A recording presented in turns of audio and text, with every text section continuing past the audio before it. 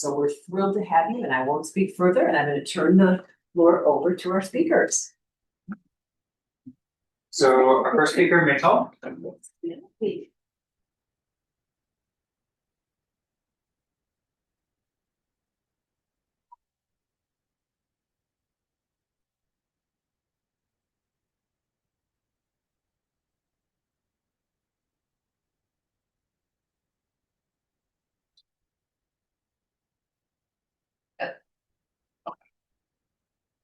Hi, everyone. Hi. Good morning. Thank you, everyone, for joining. I'm very happy to be here. My name is Migdal Mizrahi. I'm a postdoctoral fellow and an adjunct professor here. And altogether, I've been researching and teaching about sustainable fashion for the last 10 years. That's a decade, give or so. Focusing on sustainable fashion policy and supply chain. So, okay. We all know the fashion industry is an extremely polluting industry, right? We all know that. Otherwise, you wouldn't be here. That's why you came here. But let's put it in number. The fashion industry is using a quarter of the world's toxic chemical. It's the second biggest source for polluting of fresh water, water that otherwise would be using for drinking. And to be accurate, it's consuming 79 trillion liters of water on an annual basis. Just to put it in context, that's enough to meet the basic needs of more than 2 billion people, more than the entire population of China, the US, and the European Union. That's how many water the fashion industry is using. The fashion industry is also responsible for the creation of 35% of the microplastics in the sea. Microplastics, those tiny plastics that we cannot see with our eyes, but are in the food that we're eating and the water that we're drinking, and research even found it inside of our body. And again, almost half of that is attributed to the fashion industry. And it's responsible for between 8 to 10% of the world greenhouse emission. The more greenhouse emission, the more prices. So it's responsible for between 8 to 10% of the world greenhouse emission on an annual basis. That's, if you're curious, more than the annual emission of Mexico. And of course, the more clothing that we're consuming, the more production, and it's continuing to grow exponentially. So the problem is getting worse and worse. But I would say the biggest and probably the most immediate problem, environmental issue within the fashion industry is probably textile waste. The fashion industry is generating every year 92 million tons of textile waste. 92 million tons. Just to put it in context, to make it a bit more tangible, but it's kind of hard to understand what is 92 tons. So it's equivalent to 275 Empire State Buildings every year. We can also say that it's 35 golden Gate Bridge per West Coast. Better weather. Exactly. Now, textile waste is a bit of confusing terminology because when I say waste, the first thing that comes to mind is garbage, right? I'm saying that. So we're all thinking about garbage. The thing is, when we're talking about textile waste, we're not talking about garbage, not even clothes. We're talking about clothes that people have bought and worn once, twice, maximum 7 times, according to the most generous averages, and decided to throw them away simply because they went out of fashion. It's also important to note that most of this textile waste, the 275 Empire State Buildings, doesn't end up in the same countries where they're being consumed and produced. Most of them are ending up in Latin America and in countries in Africa, as you can see in the pictures behind me that I took in my recent trip to Ghana.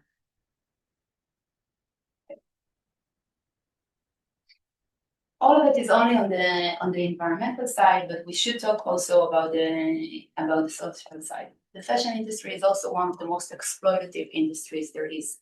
An industry characterized by forced labor, unsafe working conditions, child labor, and gender-based violence. We know that 64% of the women working in textile factories are suffering from physical and verbal abuse on a daily basis, and that 93% of the brands don't pay the people manufacturing the clothes living wages. Salary is sufficient enough to meet their basic needs. The answer to all of it is, of course, sustainable fashion. I'm not going on being too depressed, don't worry.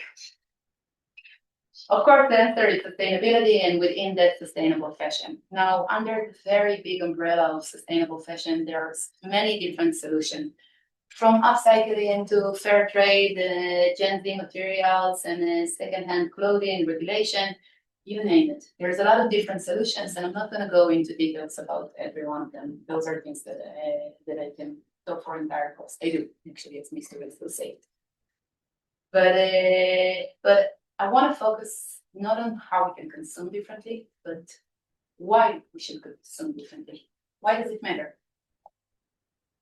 The fashion industry is a powerful force, a major economic and cultural force. This is an industry worth $2.3 trillion, employs more than 300 million people worldwide, and a substantial driver of the world GDP.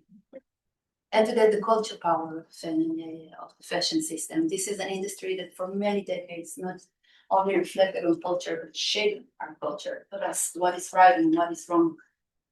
In addition, this is an industry that contains endless creativity, groundbreaking thinking, and of course, innovation. Take all of this economic, culture, and creativity and put them into sustainable fashion. And with that, with the use of sustainable fashion, we can not only solve the environmental issues of the fashion industry, but we can lead the solution to the climate crisis as a whole. And that's meaningful. That way, the same powers that created the problem can be the pathway for a solution. And that's meaningful. At least I believe it's meaningful. Thank you very much.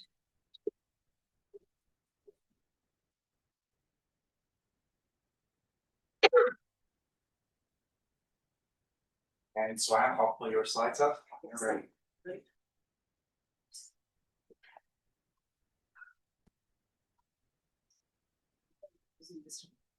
Yeah, to the right side, not the way. Okay, I'm ready. Awesome. So hi, and I'm already introduced. So I'm doing research on human rights and issues in textile and apparel supply chains of two nations, the US and India.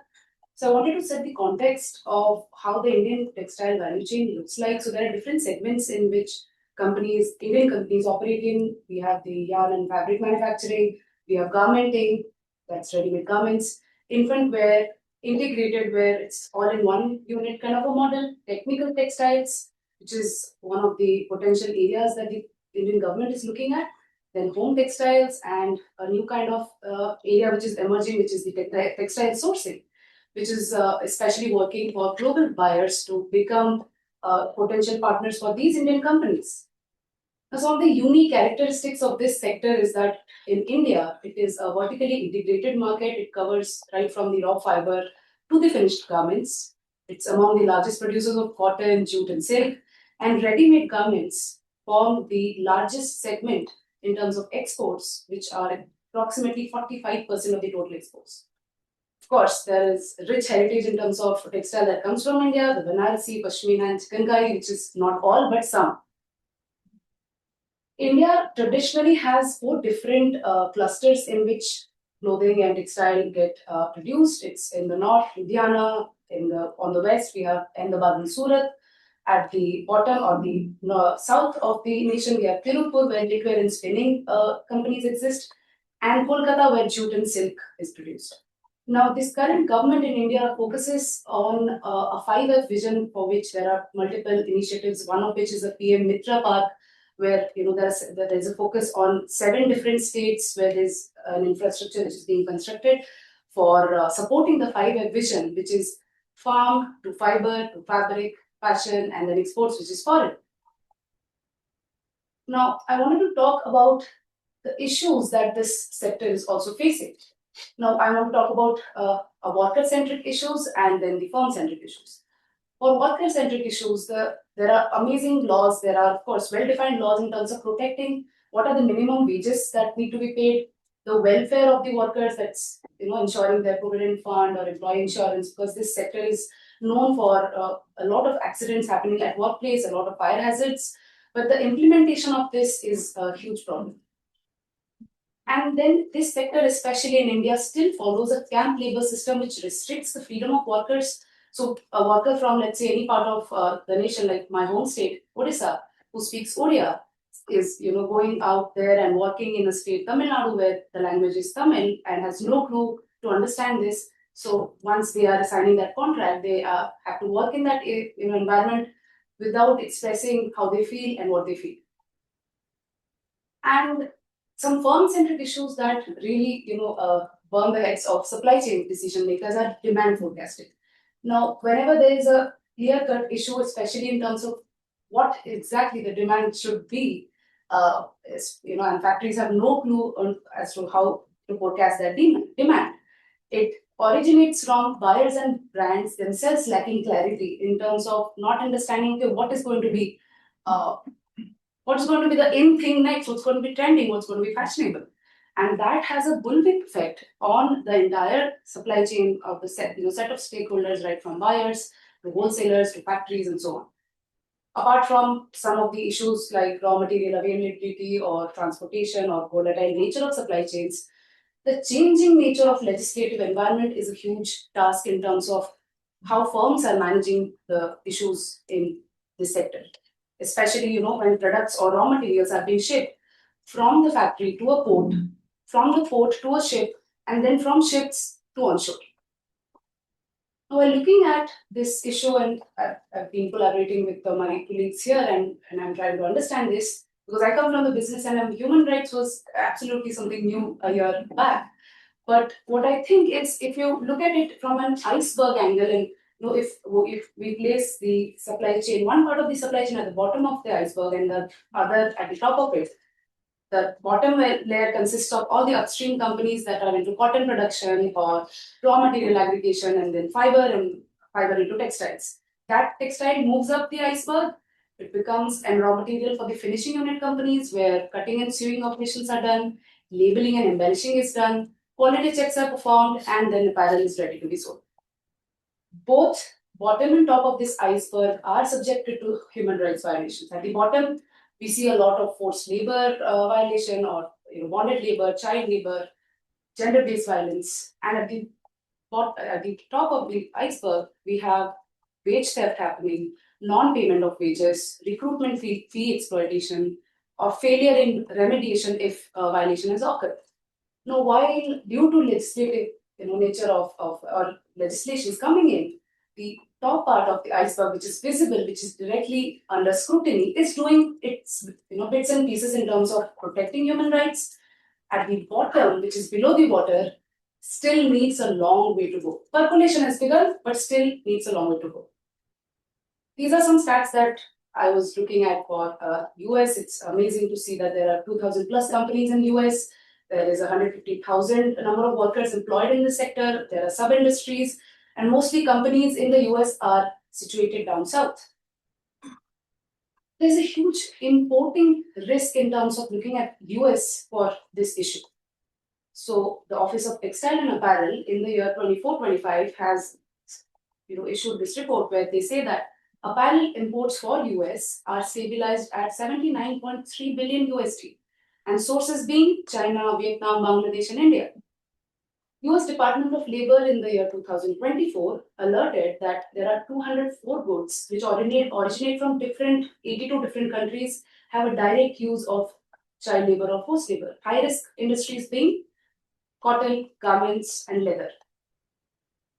Now, there are enforcement actions, like one of the reports by US Customs and Border Protection in the year 2025 has restricted or detailed goods worth of 1.4 billion USD in a single fiscal cycle.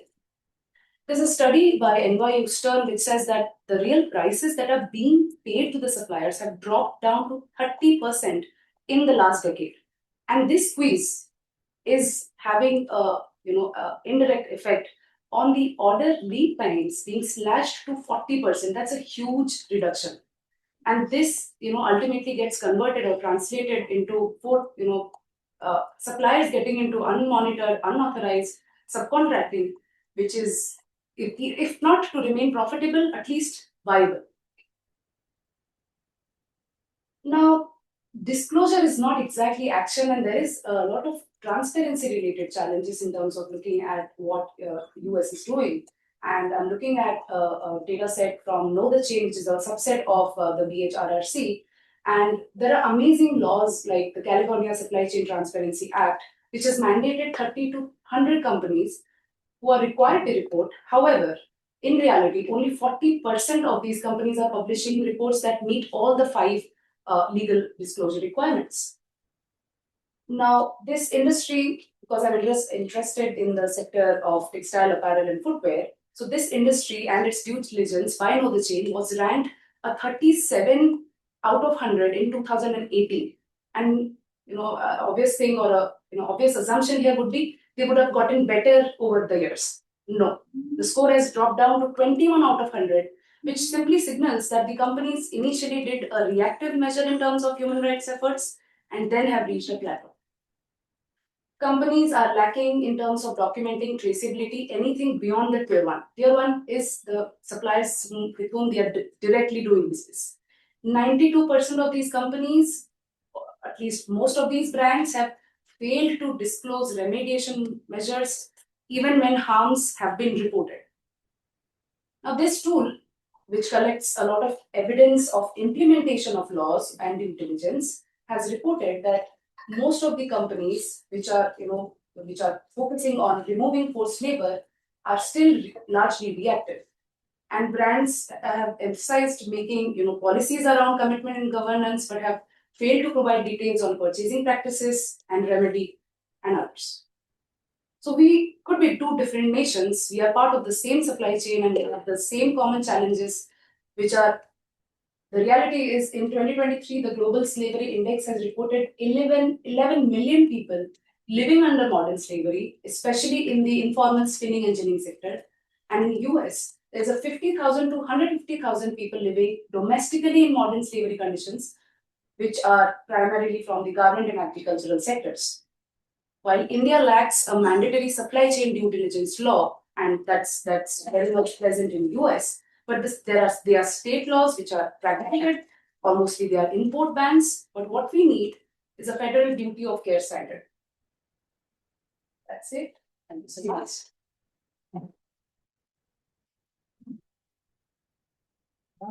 Thank you. So you've just heard from two of our in-person speakers. Now we have two speakers that are joining us online. So thank you to Meital and to Swayam. And now we have Delasi Anning, and then after her will be Imran Islam. So Delasi, I'm just going to highlight your video for everyone, and then feel free to begin. Okay. All right. Thank you so much, and good afternoon to all of my distinguished colleagues and guests. So yes, my name is Delasi Anning. I am a Ghanaian American musician, fashion entrepreneur, and activist. I don't have slides for you guys today, but I do have a lot of passion around this issue. So I have been visiting my native Ghana since I was about 6 months old. So the culture has always been a very big and important part of my life. And one of the most important aspects of me going back home was being on the beach. Because I'm from New York City. You know, if any of you have ever been to New York City, then you know how Coney Island is. It's not exactly, Fort Lauderdale, darling. It's not exactly, the white sand and the blue. But Ghana was that for me. It was that kind of escape for me. And just as a little girl, I remember running through the water, and it was so clean and it was so warm. And I really remembered those memories. In late 2018, I decided to change my life and move all the way from New York City to Accra full time. So that's where I live full time now. I spend about 70% of my year there, but I do quite a bit of traveling for work and what have you. One of the first things I did when I moved to Ghana was I did a photo shoot on the beach, because the beach has always been very symbolic for me and a very special place. And we decided to go to one of the rockier areas because we liked the way that the rocky contrast would look with the, aesthetic that we were going for. One of the things that I kept noticing that I could not get out of my mind, and it had been quite a few years since I had been to Ghana, about 5 to 7 years since I'd been back. So I'd been gone for a while. The first thing that I noticed during that shoot that kept distracting me was that I kept seeing basketball shorts, Nike basketball shorts, flip-flops, bathrobes, t-shirts washing up onto the water and getting, caught in the crevices of the rocks. And it was distracting. And even some of the debris was getting in the way of the shot. And this is part of why I was noticing it. And it was stressing everybody out. We were really anxious. But, after the shoot, I was very pensive, thinking to myself, are people just going to the beach and being irresponsible, just, removing their wares and just letting it, wash into the water? Because where are all these clothes coming from? And I went to investigate further, and that's how I started to find out about the fashion crisis that Ghana has going on, which is, I mean, I am so emotional about this issue because it is such a layered issue. And in a lot of ways, it seems insurmountable. But I don't want to be nihilistic about this. I want to be my optimistic self. So I want to believe that we can find solutions here. But I want to dig a little bit into the issue with you guys just for a moment. Now, for those of you who might not be aware of this, Ghana is the largest importer of fashion waste in the entire world. We are the literal hub for fashion waste. My country is about 35 million people. So it's a very, very small country. So you can just imagine 15 million pieces are dumped into our country weekly, guys. This is every single week. 15 million pieces. And out of those 15 million pieces, 40% are literal waste. So you can't do anything with them. They're stained, they're distressed, they're not wearable, they're not usable. So essentially, these multinationals and these fast fashion companies and people that are giving secondhand clothes away are just using my country as a dumping ground. And it is extremely, extremely stressful on the ecosystem. And is it extremely, extremely dangerous? And it is most certainly a human rights issue. One of my issues with Ghana and a lot of developing nations is that, and I do sympathize to a certain degree, but it feels like in Africa, we have been fighting fires for decades, huge fires that seem to be insurmountable. And we have been fighting these fights for a really long time. So it makes it seem like when other issues come to the fore, they're not as important, they're not as critical. And I think that we tend to want to deal with things when it's at a critical mass, when it's at a fever pitch, when it's impossible to ignore, when it's, a pandemic, an epidemic, like when it is at that level. And I think that's one of our biggest problems, that we are not about preventative measures. We are not about getting something at the root before it spirals out of control. We will not pay attention until something is absolutely impossible to ignore. And I feel like this issue is growing exponentially to the point where it'll soon be quite impossible to ignore. And because I am an activist, my NGO is on health and wellness for Africans. So I'm very, very concerned with this issue. I decided, I'm gonna follow the paper trail, and I'm gonna try to find out who is responsible for this, because who in my country is allowing this to happen, and how much money are they making off of this? Because obviously there are incentives here. I just don't believe that people would allow my country to be a dumping ground, and there's absolutely no trade-off for this. So this is obviously, fashion colonization, and it's corruption, and it's all of these things, kind of put into one. But when I started doing my research and trying to find who's responsible, I came to learn that there's a little conglomerate of offices and ministries that are responsible for this. And I feel that the reason why they do this is because of the red tape and the bureaucracy that would be involved with trying to get to the bottom of the issue. And it has been extremely hard. Every time I reach out to one of these ministries, I get the runaround. I get told, oh, you need to speak to this person or that person. Emails are ignored, calls aren't returned. It is a mess. And very, very quickly, I want to name and shame some of these ministries and departments because they are truly irresponsible. And I think that they are really at the core of this issue because they have the power to change things.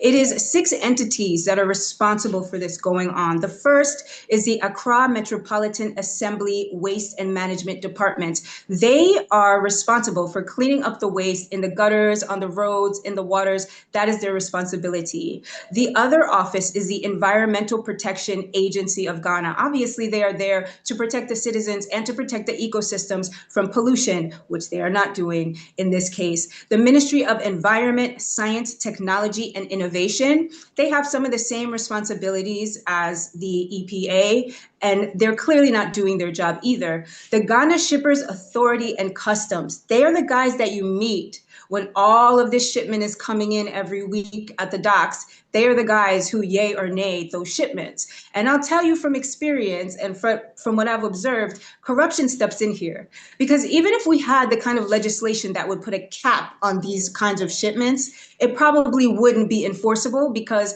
people are swayed with money.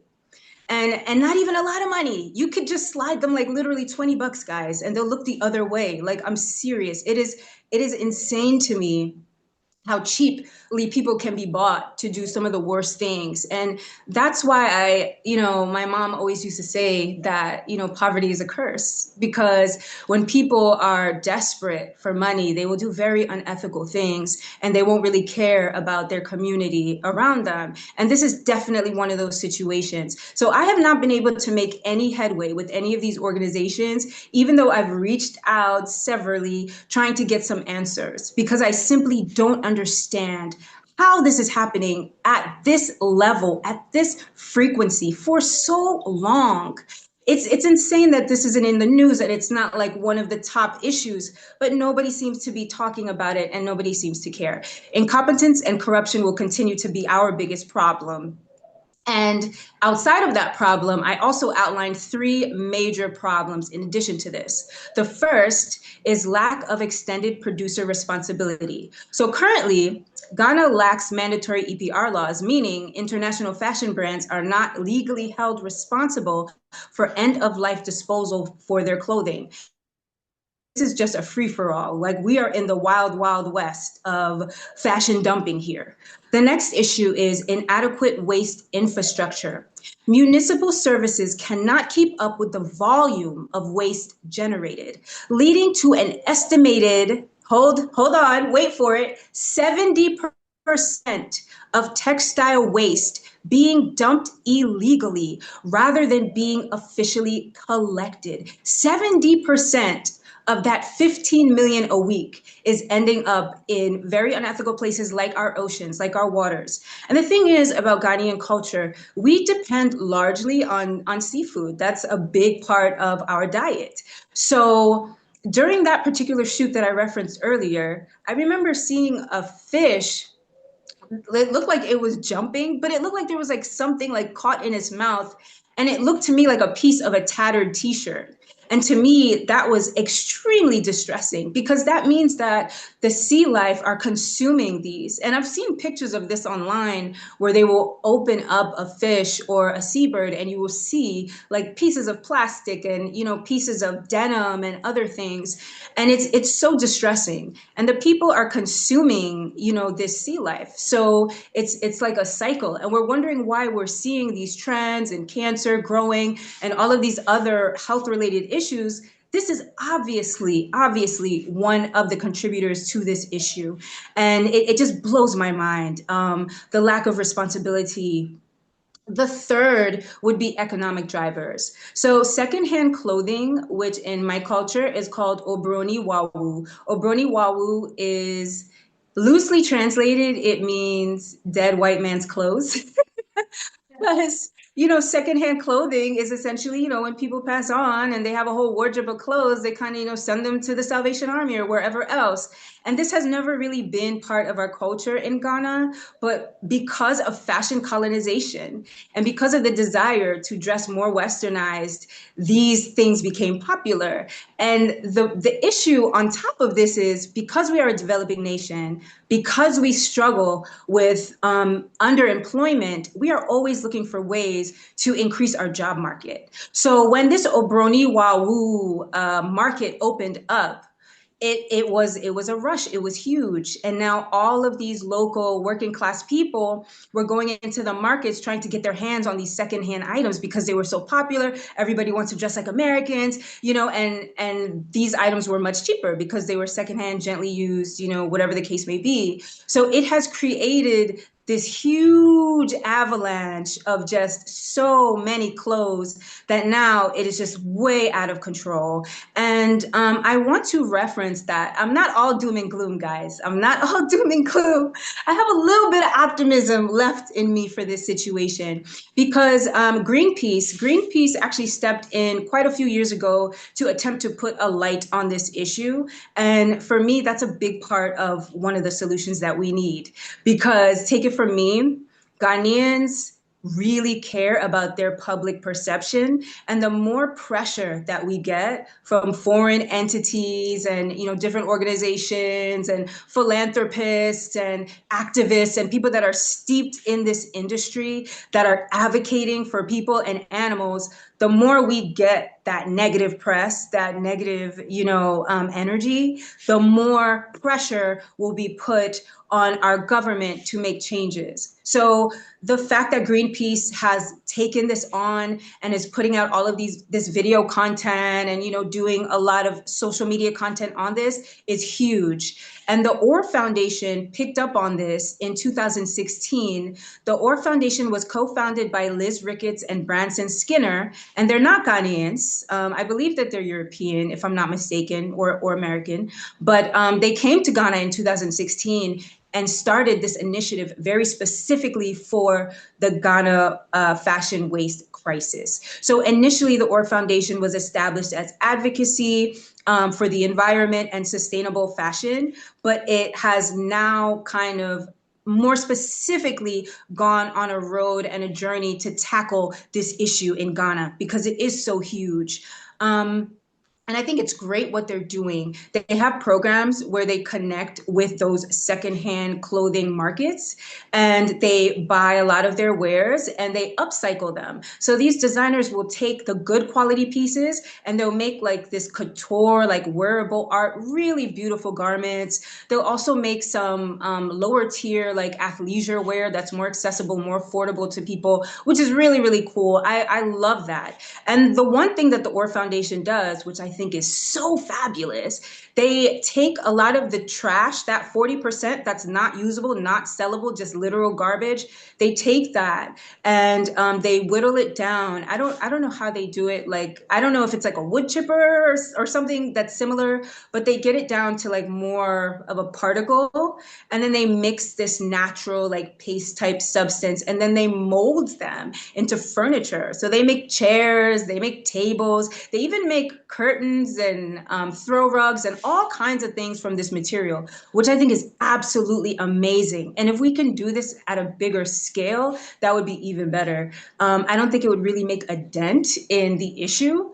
Legislation is important, but if we're doing this kind of work, as well as the activism and people are getting involved internationally, I think that those aspects all together, we could actually make some headway, get some legislation, put some caps on this, hold people responsible. Because right now it literally does feel like it is the wild, wild West Africa and we are just, feeling the brunt of it all. So yeah, guys, that's my little emboldened speech on the issue. As you can see, I'm very passionate about this. Thank you, Dallas. You gave us so many things to think about. Thank you. All right, and let me hand it over to Imran. Imran, please, I know you have slides yourself. Feel free to share them.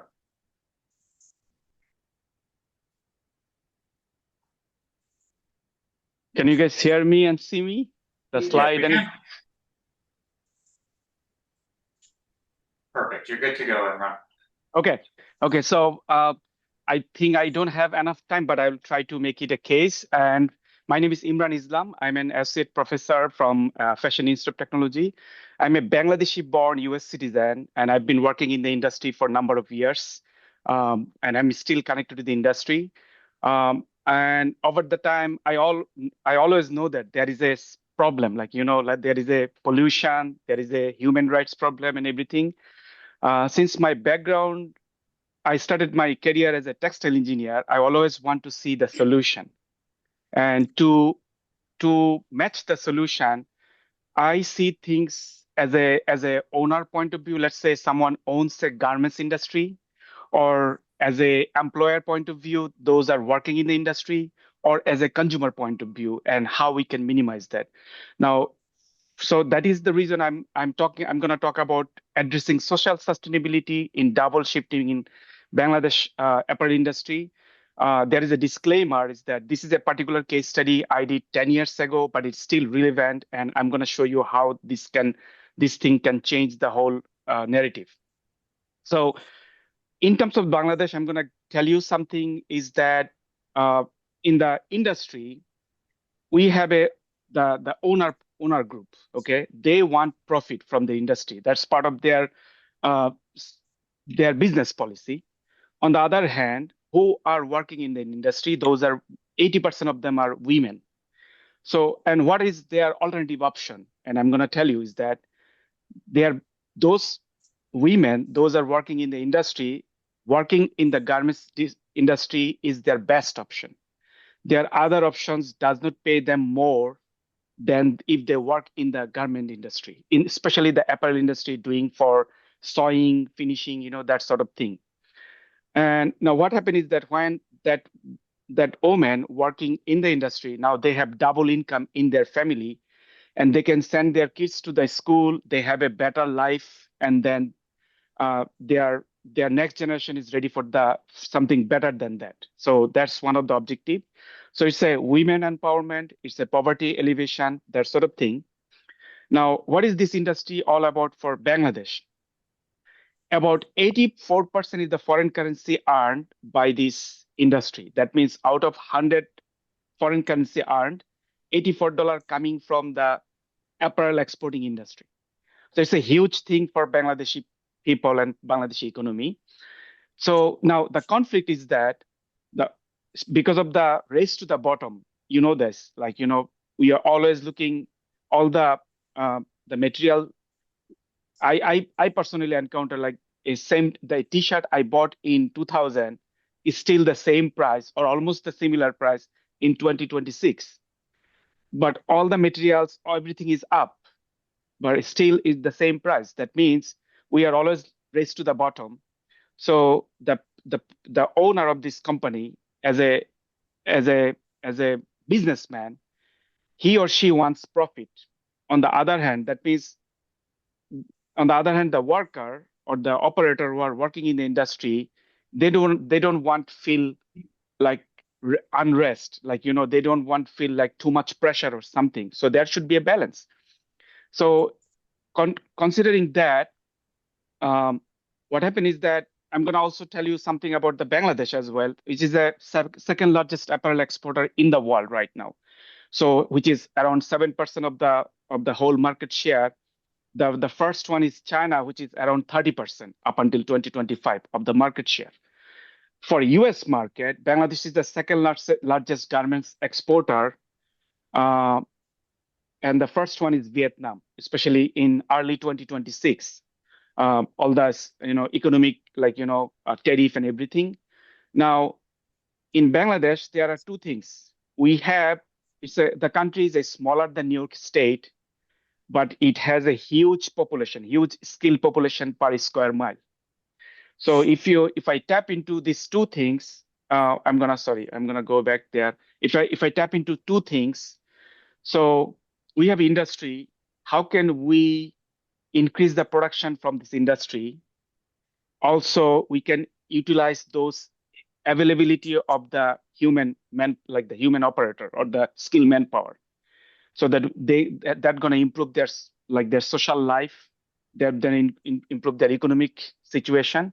So concerning these two things, that was my project. Now, before I jump into my project, these are top 10 labor laws right now in terms of the garments mill. So as you can see that there is a limit of the 8 hours per day work and aggravated 48 hours per week. Okay. And then they have a maternity leave, they have a health, hygiene, workplace safety, they have a trade union, they have a classified by the status, different designation and everything. They're going to get an appointment letter, so that hiring and firing, it should be observed and recorded by the level. So things are improved. Now, my objective is that instead of 8 hours, why don't we have a separate set of people, separate set of skilled manpower? They're going to work in the same industry so that your investment for the machines or the factory or the premises, that is not increasing. Rather, you are adding a different set of the people using the same industry, same machine setup, and how that's going to improve their life, as well as you don't have the pressure to force your labor to work more than 10 hours or 12 hours per day. So that is the objective. So this is called double shifting, means they're going to have a one shift in the daytime, one shift of the nighttime. And so because of that, I did a case study, means a implementation stage for a month. And I was identifying the feasibility of the whole process. Now, so we pick a particular factory called Beximco, which is a Bangladesh export-import company. It is one of the largest South Asian company which has a vertical integration, means they have everything from fiber to the finished garment under the same premises. So, and they have a huge quantity. Now, the 24 hours production is not uncommon for the textile production because it's mostly run by the machine. It's a machine intensive production, but the human labor intensive process, which is a sewing process, the rest of the process, fabric cutting and everything, that is always a shift, and there is always one shift. So my proposal was to, something like this. So in the morning at 7:30 a.m. to 6:30 at the evening, we have a shift one. And those people, including like 2 hours of the overtime. And then, sorry,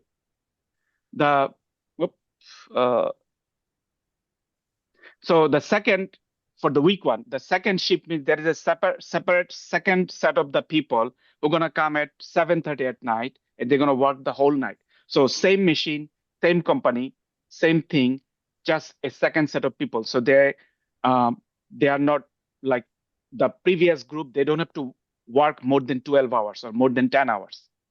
And meanwhile, the company will getting the enough productivity. And the same, so they're going to do this thing for 2 weeks and they're going to change. So those who are working for the first 2 weeks in the morning shift, now they're going to work in the night shift. And then, so this is one of the thing, and they have a lunch break, night break, and then in between you need a shift rotation allocated time because you have to clean it. You're going to make things ready for the next shift. So these are proposal, and we implement this one. And to implement this one, we select a certain product. This is the product. This is the leggings. And they're all going to do this thing at the same time. And I'm going to try to, this is pretty much, I'm going to go faster from here. So this is the product they're going to sew for both of the shift. And then my objective is that, so we're going to determine, like these are the things. These are our matrices. Our average hourly production, quality, labor absenteeism, hourly production cost, and overtime. Now, overtime is important. If a company does not offer overtime, those workers are going to go to another company because this is also part of their income. And meanwhile, typically during the overtime, which is over the 8 hours of their work, they are getting per hour double salary. So it will be hourly double they're going to income. So they want overtime, but they don't want them to be like feel as a burnout. So they have a certain amount of overtime, but also, but sometimes to meet the delivery deadlines, sometimes the industry, they do like 12 hours, more than 12 hours, which is that they don't want. So based on all these parameter, this is the hourly production, for a day shift and night shift. As you can see, the productivity wise, there is no change. Actually, for nighttime, it's better. You can see that hourly average is 160 pieces. And for the daytime, it's 140 pieces. Now, the reason behind nighttime is little more is that they have a less destruction. And then they have some unfinished work from the day shift, which they can finish as well, because they are in the same line, same production stage. And then this is now, this is for the quality, because productivity also comes with the quality of the thing. So as you can see that there is no visible difference for the quality. It's pretty much, there is no like shift-wise variation, I would say.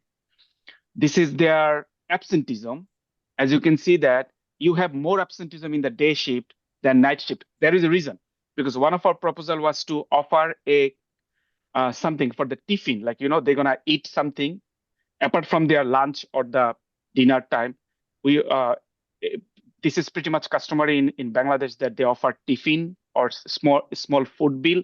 So just to encourage for the night shift, we offer little more as a tiffin bill for the night shift. So that's the reason they are also interested to be in the night shift more. Now I'm gonna go per hour production. You're gonna see that hourly production cost is reduced for the night shift, especially if you have a double shift. So basically, two shift, you have like 41,000 Bangladeshi currency. And again, that's a 10 years before number. This number would be more. But again, the context would be the same. For single shift, if you have a night shift, your hourly production rate will be less. That means, and also you don't have to enforce the worker to work more than their prescribed time. So you can maintain their social life. We have a couple of suggestions. If there is oftentimes there is a married couple, they are working in the same industry.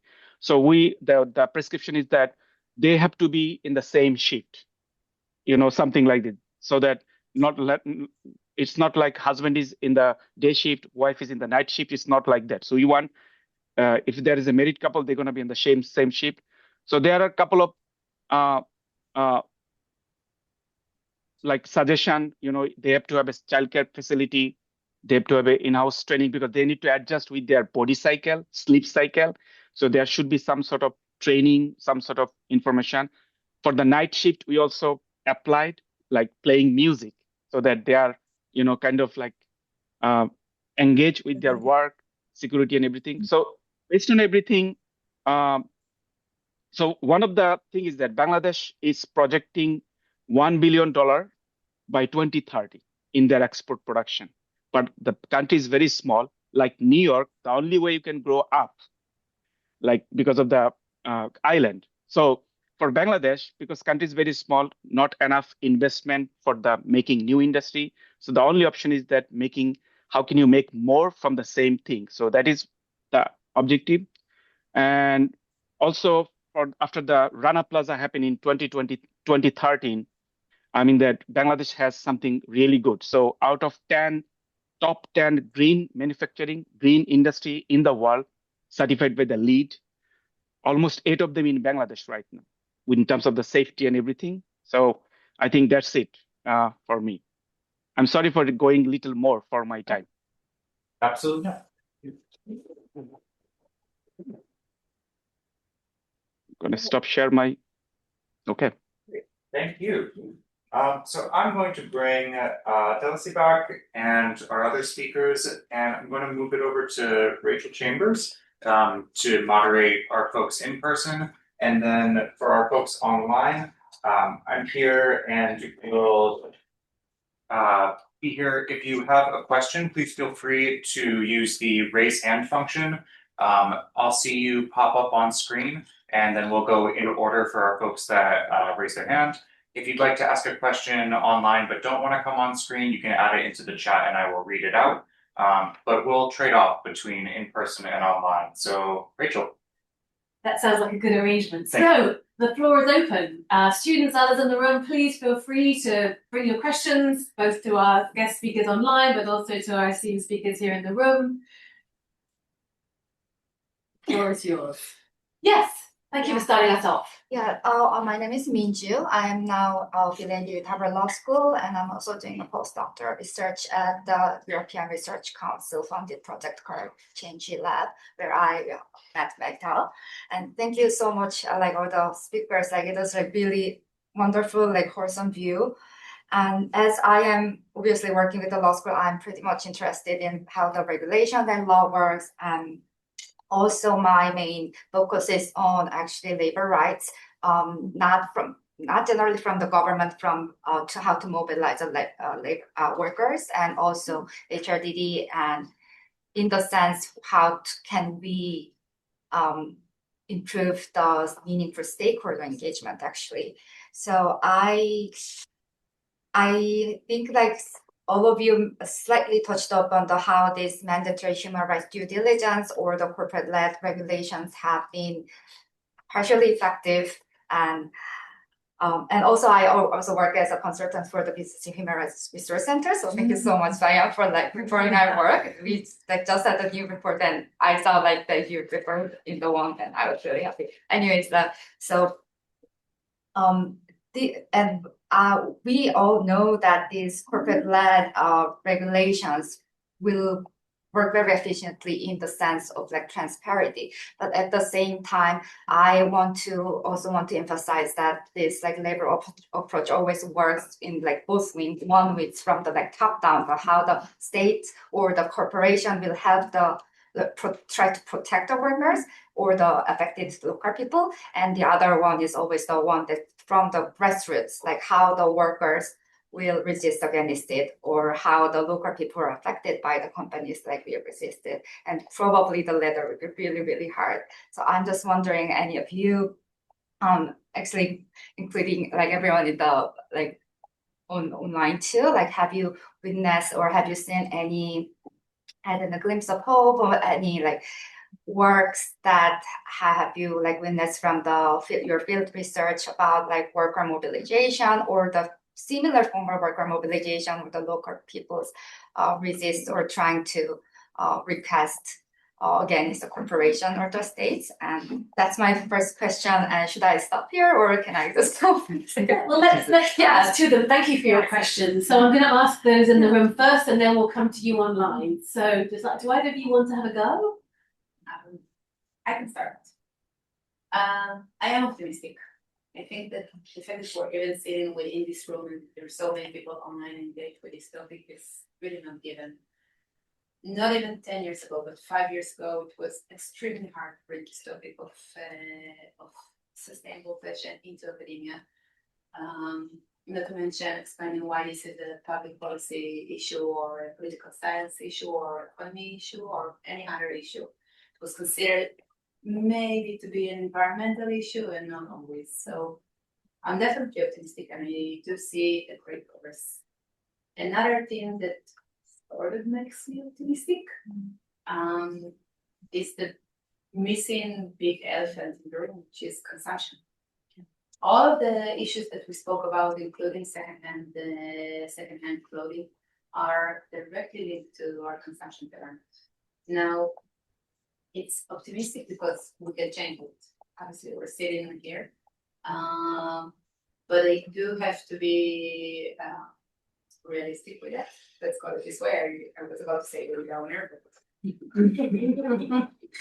I do think that there's still a major issue with consumption, kind of like the way that 5 years ago nobody wanted to talk about fashion. Now we do want to talk about fashion, but we don't want to talk about consumption. We don't want to talk about consumption when it comes to policy.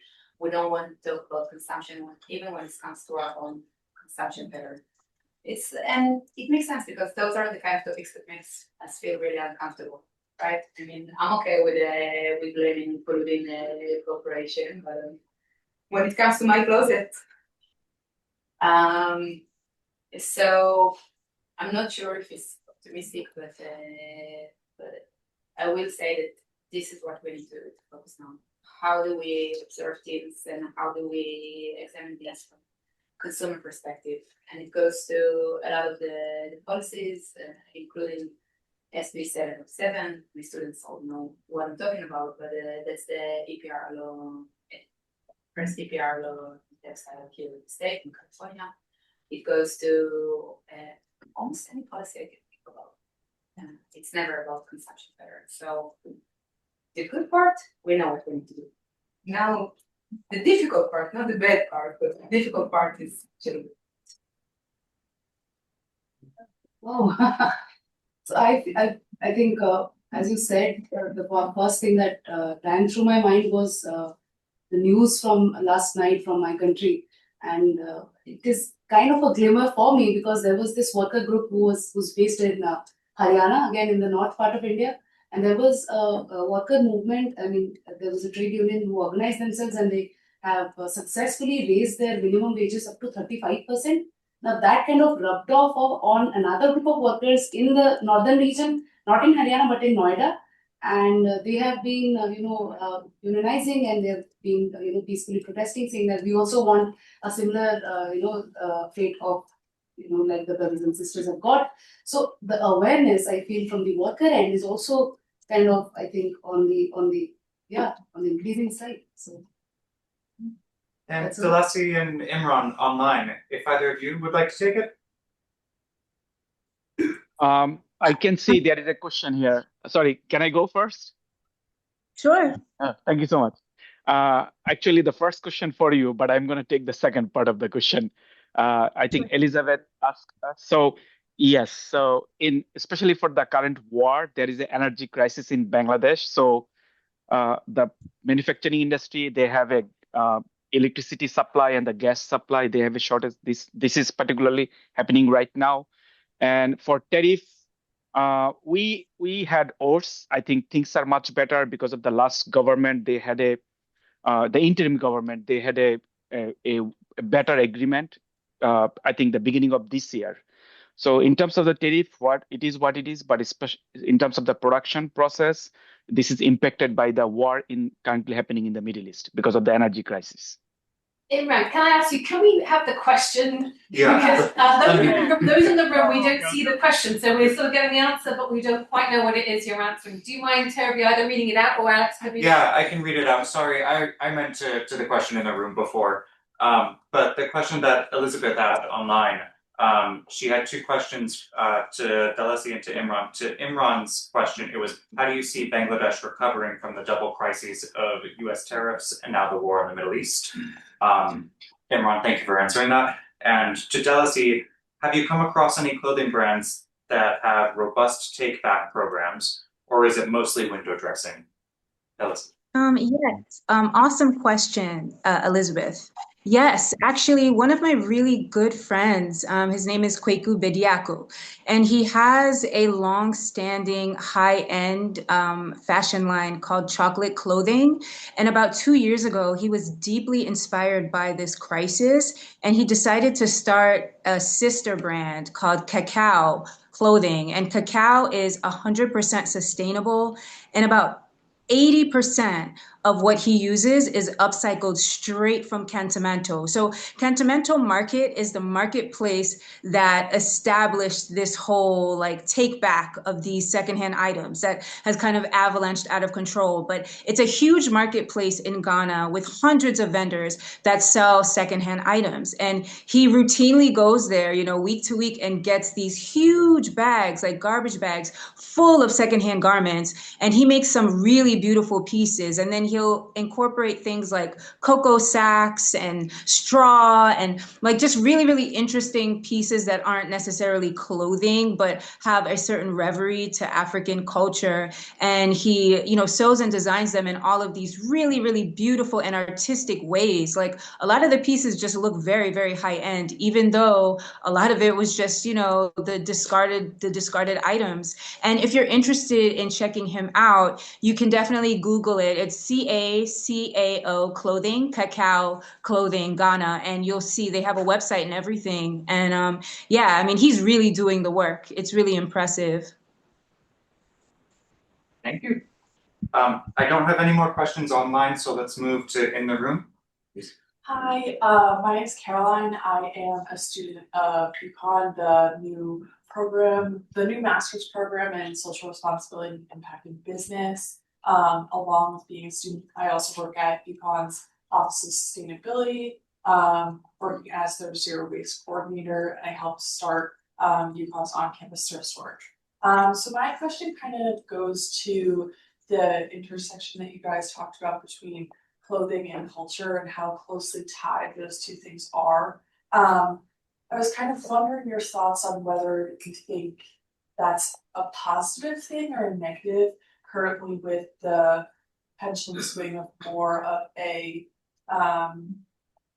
non-inclusive culture in the United States, and kind of how those two things compound or can also balance each other out. Just kind of your thoughts on that.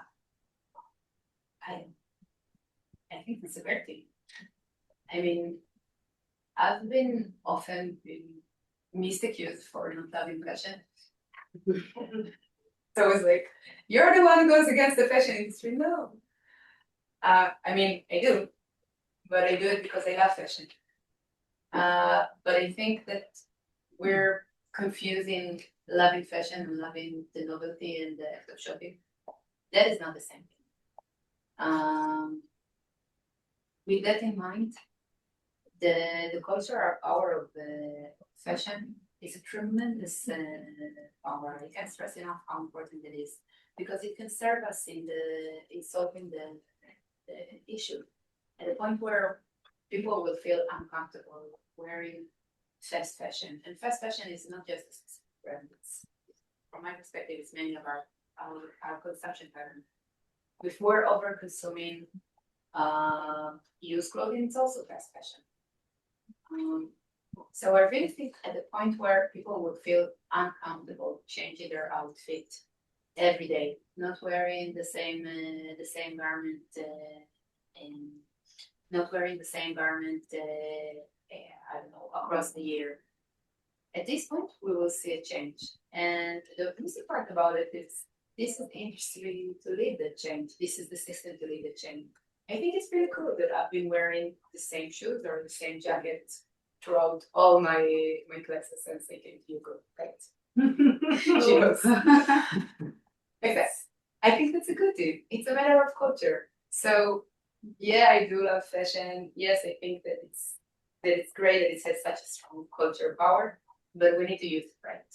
And we need to make sure that we're not confusing between enjoying fashion and celebrating fashion and the act of shopping. Not the same thing. And it doesn't make us feel very good. I just, as a matter of fact, I'm wearing one of the sustainable clothing that I feel is I can't say it's exactly what I think it to be, but in my, because this is my mother's sari, and if I have a daughter ever, I'm going to pass it on.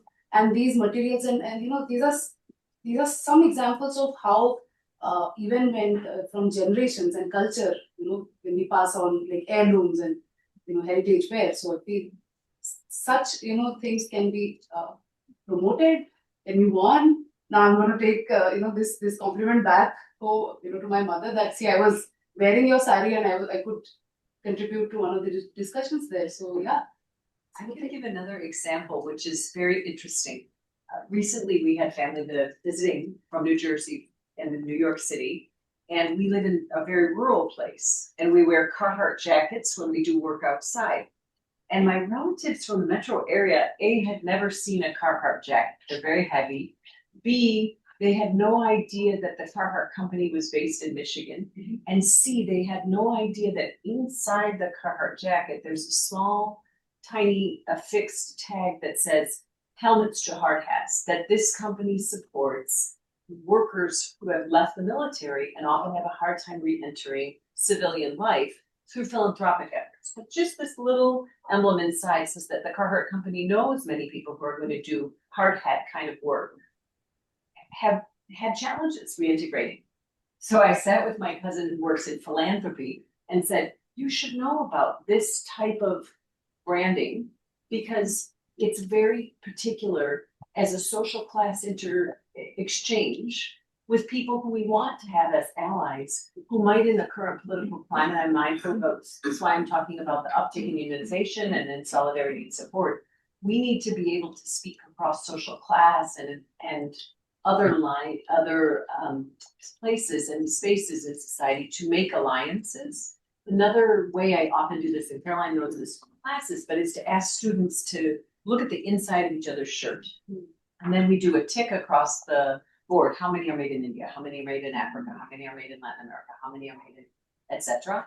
And it gives you a sense of how connected you are and what a stake you have in awareness. And I think if Imran or others who teach at FIT and other places looked at change in trade policy over time, they would see that your clothes reflect that if they're brand new. And they would also see if they're older or recycled, that they are representative of a different time period in fashion where other countries had trade advantage. And so I think the more we can begin to make conversation with people in legible and helpful ways, clothing is something that's universal. We all wear it. And it can become, like Delati's saying, a very important way of valorizing and giving voice to people whose cultures have been commodified without their consent or engagement. But it can also be a way of saying we are all in this together. Let's know more about where our clothes came from. So I think it's a fabulous question. And I would like Swayam go back to family members. I thank my family members who taught me about Carhartts when I had to move here. So I think it's very exciting to think about clothing as a vehicle for social exchange. Alex, would you like to ask the two questions online? So I know that we're now moving towards the Yeah, end. so we have about 10 minutes left, so I don't want to rush us too much. If you have a question online, if you wouldn't mind, there's a particular person that you'd like to address it to, because I want to also give Delisi and Imran a chance online too. But the first question online was from Antoine, if you'd like to come on screen or just come by microphone. I could do both. I'm having some technical difficulties, but I'm working on it. So I have my question that can fashion truly ever be sustainable if like the business models that are the most, I don't know, popular or the most productive or however you want to say, whoever's getting the most money from it depends on overproduction and constant consumer demands for like the new trends. Like I'm not really into fashion. There we go. I think I found it. I'm not really into I'm not really like into fashion in terms of like, me changing clothes up. I'm the more boring dresser.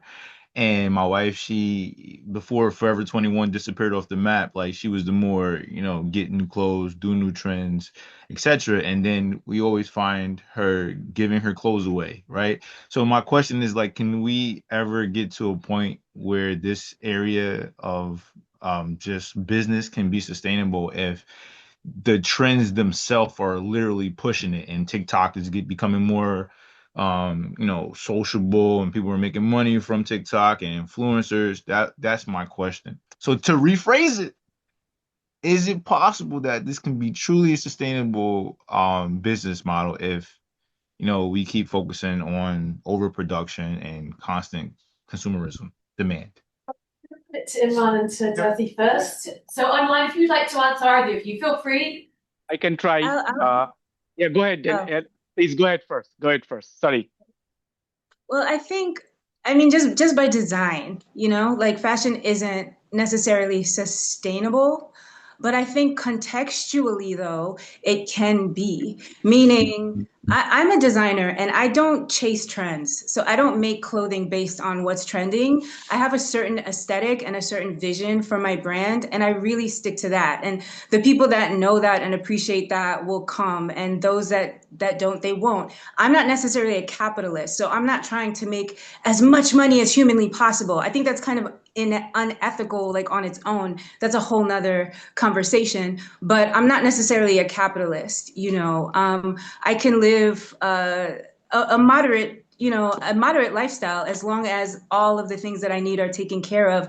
I'm not a big consumers type of person, but also for me, one of the ways that I try or attempt to make my clothing much more sustainable is that it's transformative. So all of my pieces that I make for women have a fluctuation between 3 dress sizes, because one of the main reasons why we consume so much is because humans, we naturally gain and lose weight. The average human will gain and lose between 10 and 15 pounds for most of their life. They'll go back and forth. This is the #1 reason why people consume fashion, because you gain a little bit of weight, you're like, oh no, like I have to get like a whole new wardrobe. Or you lose some weight and you're excited about it, or whatever the case may be. You're like, oh, I got to get a whole new wardrobe. But with my clothing, we have certain aspects to the design that make sure that you hold on to your clothes longer and they move with you. So we have a lot of seam allowance, which is a very common thing in Africa, because culturally we are more sustainable in terms of our fashion. We don't have a lot of department stores like the United States and Europe. Most people get their clothes sewn from a seamstress or a tailor. And so it's always better to have seam allowances for the same reason that I mentioned, because you fluctuate in your weight naturally. So it's always smart to have a little bit of room. So all of my garments have that. They have zippers and buttons and things that can make you extend your garment out and extend them wider or bring them in smaller.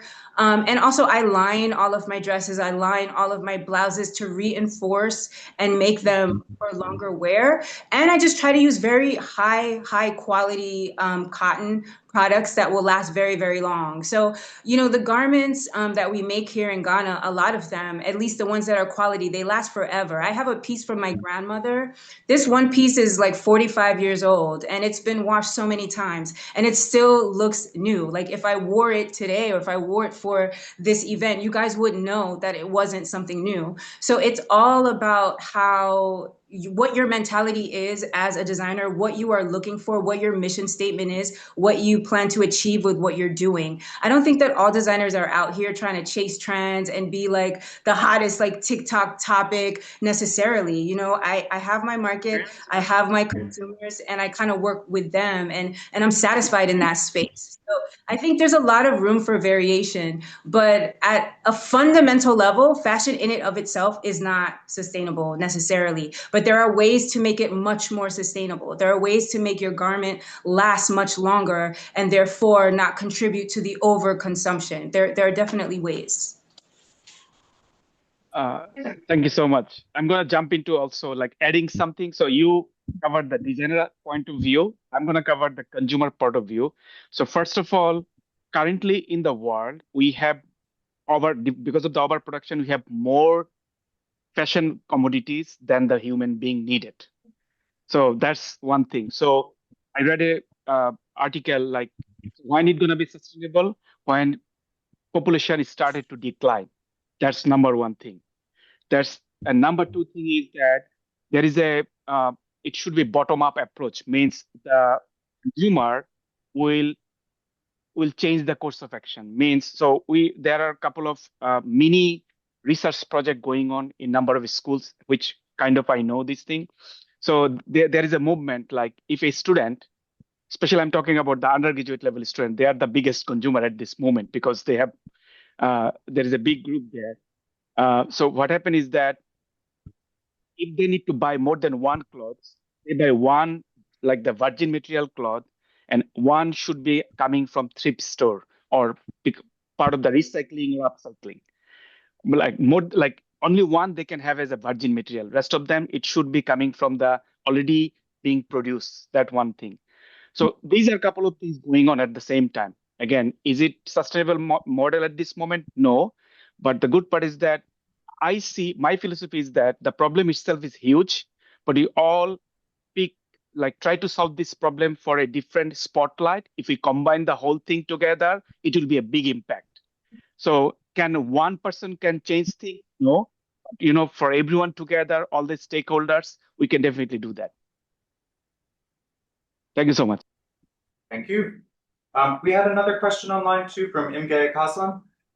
Imge, if you'd like to ask your question, and then I know we have a few more questions in the room too, so I think we'll take yours online, close online after that, and then go to those in person. Okay, yeah, thank you very much. Can you hear me? Yeah. Yes. Okay, perfect. Thank you very much for this panel. And I know all the talks was like US and the respective country, but my question is a little bit EU centric, but I think I need to ask to this like group of people. I don't think I will find this group of people anywhere else. So I don't know if you're aware of it, but last September, European Union passed a new waste framework directive. I mean, they update the existing one, and the update was mostly about the textile and food.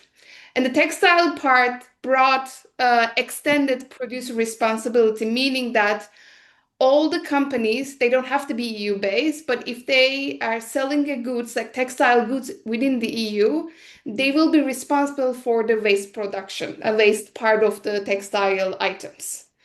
So in theory, this looks good, but I want to ask these experts, in your view, will these measures actually like have a potential to improve textile waste management outcomes? Because EU has a really big market, it's 34% of the whole world.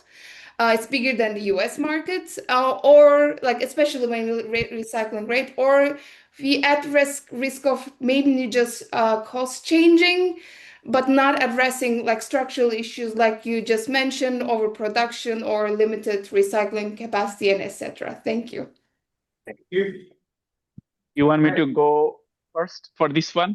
Go for it, Imran. Yeah, thank you. Okay. So I think in 2024 I was part of the workforce in the New York City mayor office, and then where I dealt with a couple of like the laws and legislation and everything. So, and you know that like one of the particular SB 707 from California is that like extended producer responsibility. So basically, up until this point, producers, they just produce. They don't have any responsibility what happened to the customer end, how they discard and everything. So encompassing that part, like, you know, what should be the best way to discard a garment? What is the best course of action for taking care of your garment? Because even a big chunk of the carbon footprint coming from the wash cycle, your aftercare cycle, you know, from the washing and drying. Even though we are only focusing on the production stage, but you know, from a consumer end, they are also responsible for the carbon footprint or the greenhouse gas emission altogether. So the EPR, like extended producer responsibility, involved to extend their hand beyond the production, how to do this thing in the retailing stage and the consumer stage and after life cycle, after life, how they're going to discard that. I think so. This could be a good thing so that the consumer can be informed and rest of the part. Okay, thank you. Did any Metal or Swayam, did you want to answer to that question? I'm just going to add something. I'm not sure if that's going to answer Inge's question, but I was in Duluth the last week, and there was dean of the business school in University of Minnesota Duluth, and he sat on the board of this company, a non-profit called Goodwill, and he was saying how they are looking at reverse engineering the second-hand clothing, which is now I think they said that so China has stopped accepting second-hand clothing. So now they are trying to understand, okay, what do we do? Because there is a warehouse cost, there's this cost of holding that much of second-hand clothing. So they are now into, assessing what part of that, unusable clothing now can be, restored back into a fabric. So that's something that I think can look at maybe textile waste and maybe like, I think one of our panelists said that, design in such a way or at the product design stage itself, if that is kept in the mind of how fiber can also be, so reverse engineer it in fabric through fiber, if that's something that has been a part of the engineering, then maybe it's possible. Yeah. Absolutely. And I'll just add one more thing.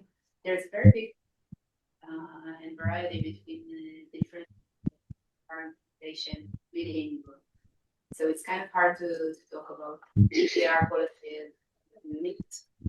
But all in all, I do think that this is very good policy. I don't think that this is just a noise kind of policy. That with that being said, I am concerned for two main things regarding EPR policies. And again, it's not the same for every EPR policy. There's a lot of differences. But one, I'm concerned that consumer behavior doesn't take into consideration. In a lot of the EPR policies that we currently see, most of them are focusing on putting recycling facilities close enough to consumers, so it would be easier to get rid of the clothes we no longer want. Mm-hmm. And we know how this ends up. We just heard in the last scene, it's problematic. So that's one thing. And the second thing I'm concerned, and it kind of goes back to meet your question. I'm concerned that we're focusing on the environmental aspects of sustainability at the extent of the social aspects of sustainability. Yes, this is wonderful that we're starting to take care of textile waste, and it's definitely a human rights kind of issue. But at the same time, I don't see enough policy referring to workers' rights and labor and condition within the industry. And I think that it's became almost a shield, focusing on environmental policy for fashion. So we don't need to work on the labor aspect. we see it with both with policy and with brand strategies. So that's what I'm concerned about. Thank you. We have the need to close now, unfortunately, but I do want to encourage you. I know that there are some in-person questions too. Please feel free to stay after and ask our panelists questions afterward. Just to close out, let me turn it over to Rachel. So thank you very much indeed for attending, for speaking so eloquently, both in person and online. We've all learned so much today, and can we just express our thanks? Yeah. Look obviously to future events, the Business and Human Rights Initiative, Economic and Social Rights Research Consortium. So these are the events that we will be hosting this year and beyond. Look forward to the next opportunity. Thank you so much for everyone online joining us. Thanks for having us today here. Thank you so much. Thank you. Thank you. Thank you.